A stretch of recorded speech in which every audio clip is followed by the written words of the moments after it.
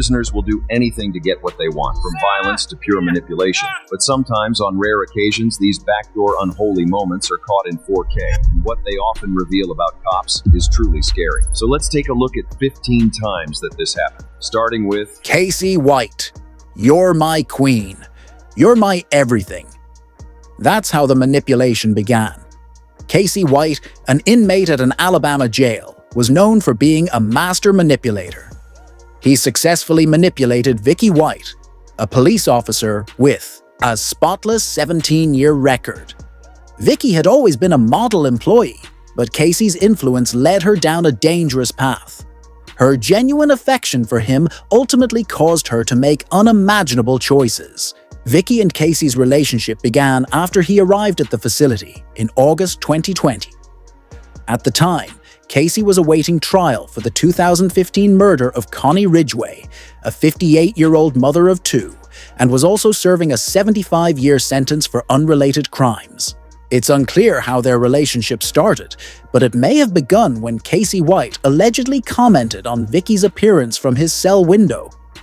Over time, they entered into a secret romantic relationship that lasted nearly 2 years. Inmate recorded phone calls. They expressed their love for each other and fantasized about life outside the prison walls. After my first year being out, will you promise me you'll marry me? Casey asked in one of the calls. Vicky had reportedly been planning their escape for months, even selling her house for $95,000, far below its market value, as part of her plan to start a new life with him. For 11 days, they evaded capture, but their escape ended in Indiana after a police chase.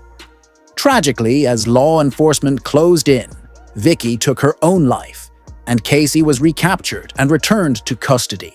Into a similar story, Curtis Warren manipulated Stephanie Smith White. Curtis Warren, a notorious offender from Liverpool, used his manipulative tactics to exploit Smith White's vulnerabilities for his own benefit. He targeted Smith White, a prison staff member, to bring contraband into the facility and to gather intelligence about prison security and operations. The two formed a physical relationship, with Warren continuing to run his criminal enterprises from behind bars using mobile phones. Smith White not only had a sexual relationship with Warren, but also got a tattoo of his name. They were frequently in contact, calling each other 213 times in just 3 months, despite Smith White being trained to recognize manipulative behavior from inmates. The two engaged in intimate acts in various parts of the prison, including Warren's cell, the kitchen, and the laundry room. Despite the suspicions of HMP Franklin's staff, Smith White denied that a hole in her prison uniform was for facilitating sex acts. However, the judge involved in the case found it hard to imagine any other reason for the hole's existence. Warren's manipulation continued as a surveillance operation was set up, which uncovered evidence of him passing notes to Smith White and receiving notes in return. When officers attempted to retrieve one of the notes from him, Warren tried to eat it. The notes found were highly sexualized.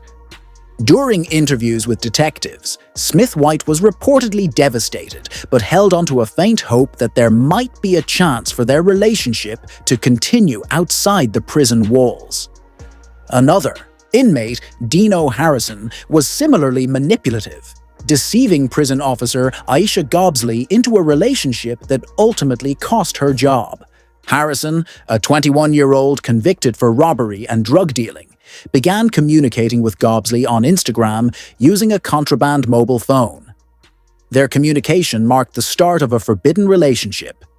Harrison claimed that he had never felt love for someone so quickly, while Gobsley told him she trusted him completely.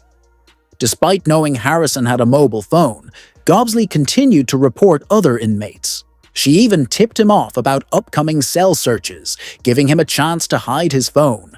However, when the phone was eventually discovered, everything came to light. A search of the phone revealed the relationship between Gobsley and Harrison, leading to her arrest. The prosecutor stated that Gobsley had misconducted herself in 3 ways. engaging in a romantic relationship with a prisoner over electronic communication, failing to report Harrison's phone, and alerting him about the impending search. A message from Harrison to Gobsley read, "I've never felt like this about anyone. I didn't think it would get deep. I didn't think I would get attached to you. I've never felt love for someone in such a small amount of time." Gobsley's lawyer argued that she displayed remorse for her actions, but she was sentenced to 16 months in jail at Bournemouth Crown Court.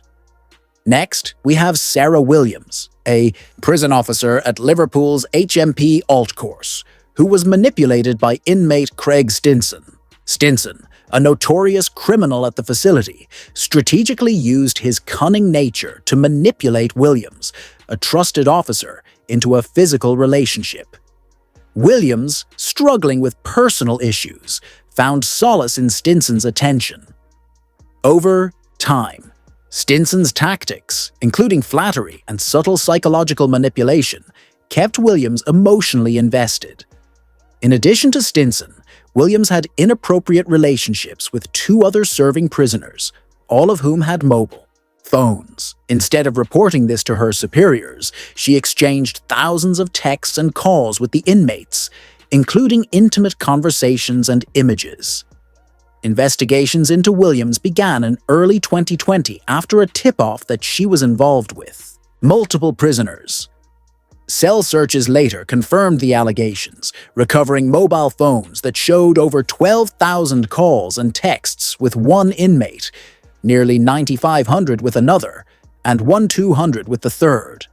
When Williams's home was searched, further details about her misconduct were uncovered. Gang members, some of whom were rivals to the inmates, were discovered to have received money from Emily Watson after one of them was transferred to a prison in Manchester. Next on our list is John McGee, another inmate who skillfully manipulated prison officer Emily Watson. McGee, a Liverpool native convicted for causing death by dangerous driving, cunningly trapped Watson into a physical affair by exploiting her vulnerabilities. Using his charm, McGee built a relationship with Watson, ultimately leading to a physical encounter. Despite his criminal background, McGee's manipulative tactics worked in his favor, and Watson, despite her professional role, became emotionally involved with him. McGee was able to contact Watson on Instagram through an iPhone 6 that was hidden inside a PlayStation, which he had opened with a screwdriver disguised as a pen. They engaged in virtual intimacy via FaceTime, with Watson sending him naked photos and a video containing inappropriate content.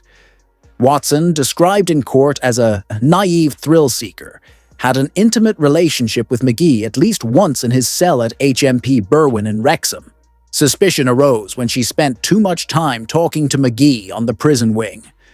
Watson later pleaded guilty to misconduct in public office for engaging in an inappropriate relationship with McGee between October 2017 and January 2018. Judge Perry remarked that McGee's ability to conduct a relationship from his cell using Instagram was reprehensible and a gross dereliction of duty.